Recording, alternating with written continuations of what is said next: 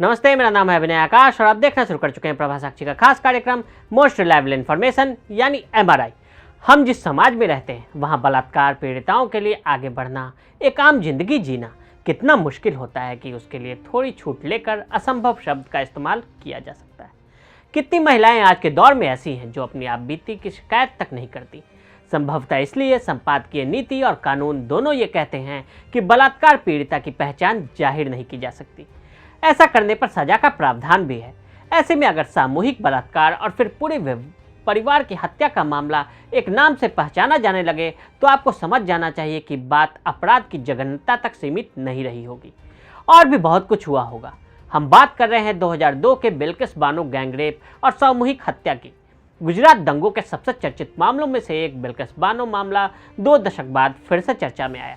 ऐसे में आज आपको बताएंगे कि ये मामला क्या था और दोषियों को किस आधार पर छोड़ा गया। 11 दोषी गुजरात सरकार की सजा माफी नीति के तहत रिहा। जिस दिन लाल किले की प्राचीर से महिलाओं के सम्मान की बात कही जा रही थी, ठीक उसी दिन गुजरात दंगों के दौरान एक महिला का गैंगरेप करके परिवार की हत्या करने वाले 11 दोषी गोधरा की जेल से बाहर आ गए। बिल्किस बानो सामूहिक बलात्कार मामले में आजीवन कारावास की सजा काट रहे सभी 11 दोषी गुजरात सरकार की सजा माफी नीति के तहत गोधरा उप जेल से रिहा किए गए। गुजरात सरकार ने अपनी माफी नीति के तहत इन लोगों की रिहाई की मंजूरी दी थी। 3 चरणों में रिहा किया जाएगा। केंद्रीय गृह मंत्रालय ने 10 जून को सभी राज्यों को पत्र लिखकर बताया था कि भारत की आज़ादी की 76वीं सालगिरह पर मनाए जा रहे थे और आज़ादी के अमृत महोत्सव के दौरान कुछ श्रेणियों में बंदिशों की सजा माफ कर उन्हें 3 चरणों में रिहा का प्रस्ताव है। गृह मंत्रालय के अनुसार पात्रता मानदंडों को पूरा करने वाले कैदियों को 3 चरणों में रिहा किया जाएगा। 15 अगस्त 2022, 26 जनवरी 2023 और 15 अगस्त 2023। सुप्रीम कोर्ट ने गुजरात सरकार को 9 जुलाई 1992 की माफी नीति के अनुसार समय से पहले रिहाई के आवेदन पर विचार करने का निर्देश दिया था। बिल्किस बानो कौन है और 2002 में उनके साथ क्या हुआ था? साल के दूसरे महीने का 27वां दिन एक दुखद घटना के साथ इतिहास के पन्नों में दर्ज है। दरअसल 27 फरवरी 2002 को गुजरात के गोधरा स्टेशन से रवाना हुई साबरमती एक्सप्रेस ट्रेन में उन्मादी भीड़ ने आग लगा दी। इस भीषण अग्निकांड में अयोध्या से लौट रहे तीर्थयात्री और कार सेवकों की मौत हो गई। गोधरा स्टेशन पर पिछले दिन की घटना के बाद राज्य में हिंसा भड़कने के बाद बिल्किस दाहोद जिले के राधिकपुर गांव से निकल गई। बिल्किस के साथ उनकी बेटी सालेहा, जो उस समय 3.5 साल की थी, और उसके परिवार के 15 अन्य सदस्य थे। कुछ दिन पहले बकरीद के अवसर पर उनके गांव में हुई आगजनी और लूटपाट के डर से वे भाग गए। 3 मार्च 2002 को परिजन छप्पड़वार गांव पहुंचे। चार्जशीट के मुताबिक उन पर हंसिया, तलवार और लाठियों से लैस करीब 20 से 30 लोगों ने हमला किया था। हमलावरों में 11 आरोपी युवक भी थे। बिल्किस, उसकी मां और 3 अन्य महिलाओं के साथ बलात्कार किया गया और उन्हें बेरहमी से पीटा गया। राधिकपुर गांव के मुसलमानों के 17 सदस्य समूह में से 8 मृत पाए गए और 6 लापता थे।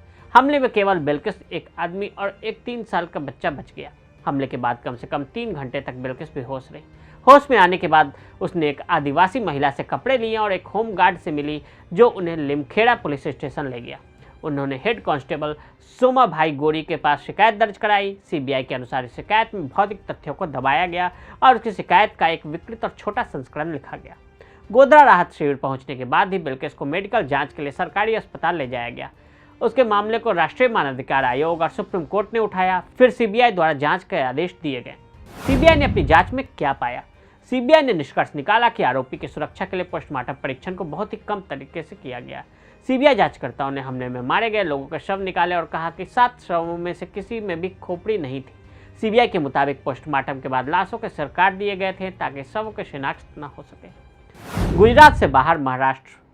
बिल्किस बानो को जान से मारने की धमकी मिलने के बाद मुकदमे को गुजरात से बाहर महाराष्ट्र ले जाया गया। मुंबई की अदालत में 6 पुलिस अधिकारियों और एक सरकारी डॉक्टर सहित 19 लोगों के खिलाफ आरोप दायर किए गए थे।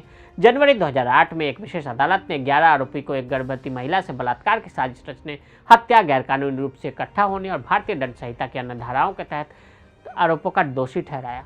हेड कांस्टेबल को आरोपी को बचाने के लिए गलत रिकॉर्ड बनाने का दोषी ठहराया गया। अदालत ने सबूतों के अभाव में 7 लोगों को बरी भी कर दिया। सुनवाई के दौरान एक व्यक्ति की मौत हो गई। अदालत ने माना जसवंत भाई नई, गोविंद भाई नई और नरेश कुमार मोरदिया ने बिल्किस के साथ बलात्कार किया था, जबकि शैलेश भट्ट ने उसकी बेटी सालेहा को जमीन पर पटककर मार डाला था।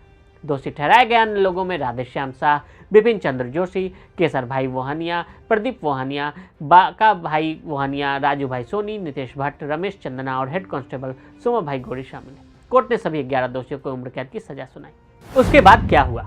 मई 2017 में बॉम्बे हाईकोर्ट ने सामूहिक बलात्कार मामले में 11 लोगों को दोषी सिद्ध किया और आजीवन कारावास को बरकरार रखा और पुलिसकर्मियों और डॉक्टर सहित 7 लोगों को बरी कर दिया।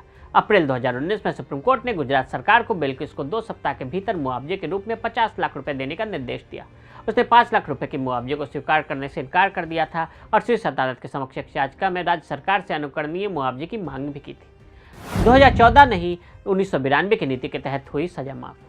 गुजरात में 2014 में नई और संशोधित माफी नीति प्रभाव में आई थी, जो अब भी प्रभावी है। दोषियों की श्रेणियों के बारे में विस्तृत दिशा निर्देश है, जिसमें यह बताया गया है कि किन्हें राहत दी जा सकती है और किन्हें नहीं। 2 या 2 से अधिक व्यक्तियों की सामूहिक हत्या के लिए और बलात्कार या सामूहिक बलात्कार के दोषी सजा याफ्ता कैदियों की सजा माफ नहीं की जाएगी। चूंकि 2008 में दोष सिद्धि हुई थी, इसलिए उच्च न्यायालय ने 1992 की माफी नीति के तहत इस मामले में विचार करने का निर्देश दिया, जो 2008 में प्रभाव में था। उस नीति में विशेष रूप से स्पष्ट नहीं था कि किसे माफ़ी दी जा सकती है और किसे नहीं। वर्ष 2014 में आई नीति की तुलना में वो इतनी विस्तृत नहीं थी। तो आज हमने आपको बिल्किस बानो केस और इसके 11 दोषियों की रिहाई की पूरी कहानी बताई। आज के लिए दे इजाजत। ऐसे रिपोर्ट्स को देखने के लिए प्रभात साक्षी के साथ लगातार बने रहें। वीडियो को देखने के लिए फेसबुक ट्विटर पर फॉलो करें, यूट्यूब पर प्रभात साक्षी को सब्सक्राइब करें।